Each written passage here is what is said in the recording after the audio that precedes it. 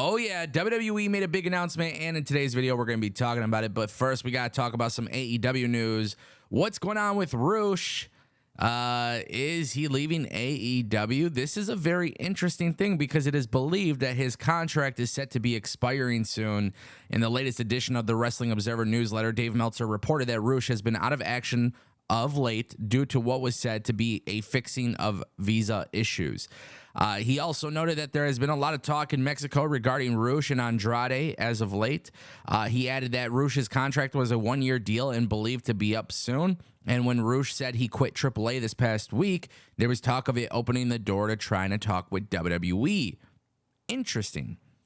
Meltzer noted that the story is WWE won't attempt to risk the tampering by talking with Roosh because of their ongoing lawsuit with MLW, where MLW alleged that WWE violated the Sherman Antitrust Act in the U.S. market for pro wrestling content in addition to various other things. Therefore, anybody thinking about Roosh going to WWE, it's just hypothetical. Very interesting.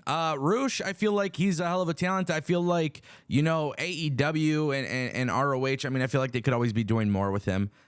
Just kind of like how I feel with a lot of the other guys. I don't think it's a hit on AEW. I think he's a great talent. I think there's a lot more that could be done. Does that mean he will go to WWE one day and become this massive superstar? I don't know. I really don't know. I think he's a hell of a talent. I think there's a lot of potential there. I think there's a lot of potential for both companies to do right by him. And the reality is, if he is looking at leaving AEW, what are his other choices, right? And obviously, there are other options, but which one fits the best? And I really want to let you guys know right off the rip. Let me know in the comments where you would like to see Roosh. Where do you think he fits best? Obviously, WWE's got their whole thing going on with MLW, and obviously it does make sense for Meltzer to say, look, like, until that's over with, you can't expect anything, which is very fair. So I like Roosh. I think he works. I think he could work fine in WWE. I think he could work fine in AEW. It's just a matter of who's going to book him the right way. I don't think there's any shortcomings on his end. And yeah.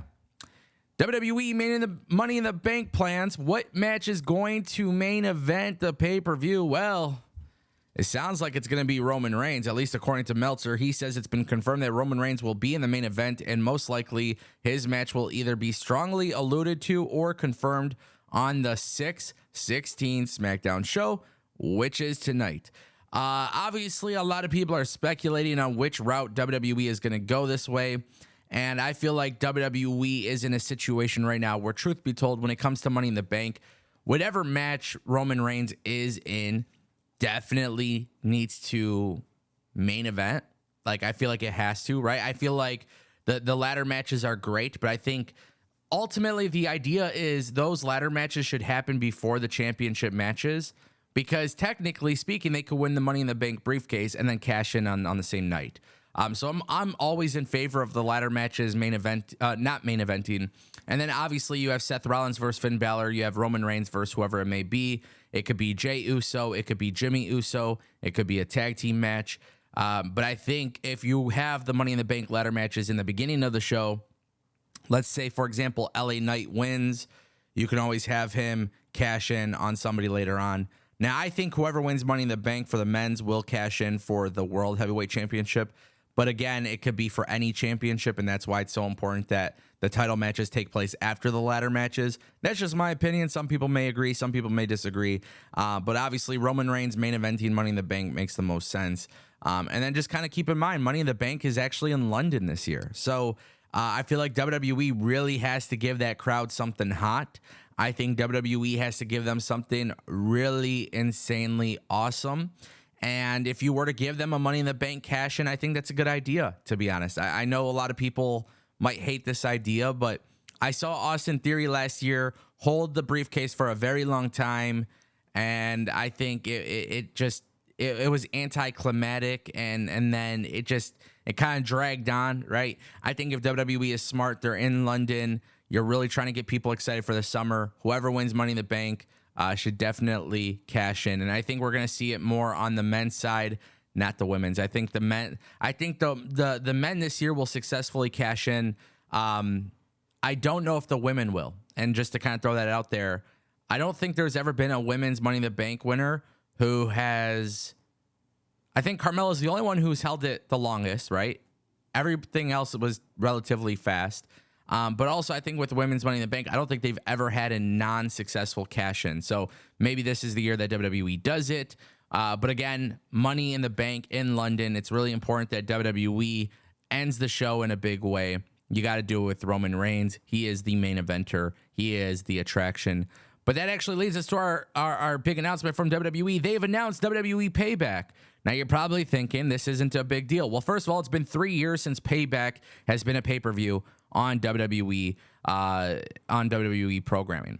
WWE announced today with a press release that Payback will take place Saturday, September 2nd from PPG Paints Arena.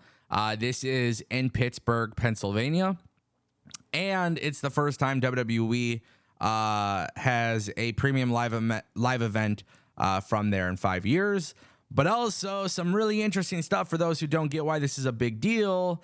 This is WWE's first domestic pay-per-view in 2023 that isn't part of the Big Four, that isn't international. Money in the Bank is in London. Backlash was in Puerto Rico. Then they did the Saudi show. WrestleMania obviously was in Los Angeles, but that is not the B pay-per-view. My point that I'm making is WWE hasn't done any B pay-per-views in the United States this year. Correct me if I'm wrong, but I don't believe they have. And this is taking place Labor Day weekend. It's safe to assume that AEW All Out will be taking place the day after.